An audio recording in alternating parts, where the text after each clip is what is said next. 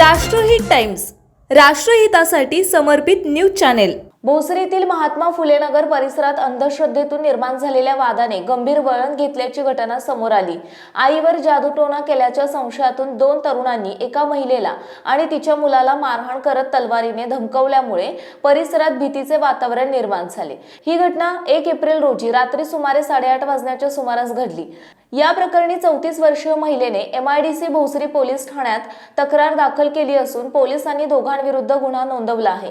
पोलिसांनी दिलेल्या माहितीनुसार फिर्यादी महिला आपल्या मुलीला आणण्यासाठी नातेवाईकांच्या घरी गेल्या होत्या। त्यावेळी एका नातलग महिलेने तुझ्या नवऱ्याने माझ्यावर करणे केली आहे असा आरोप करत वाद सुरू केला। हा वाद चिघळत गेल्यानंतर आरोपींनी फिर्यादी महिला आणि त्यांच्या मुलाला शिवीगाळ करत मारहाण केली। या दरम्यान एका अल्पवयीन आरोपीने घरातून तलवार आणत फिर्यादीच्या मुलावर उगारली आणि जीवे मारण्याची धमकी दिली। या प्रकारामुळे घटनास्थळी तणावपूर्ण परिस्थिती निर्माण झाली। सुदैवाने या घटनेत कुणालाही गंभीर दुखापत झाली नसली तरी अंधश्रद्धेमुळे अशा प्रकारचे हिंसक प्रकार घडत असल्याने चिंता व्यक्त केली जात आहे। सध्या MIDC भोसरी पोलीस या प्रकरणाचा पुढील तपास करतायत।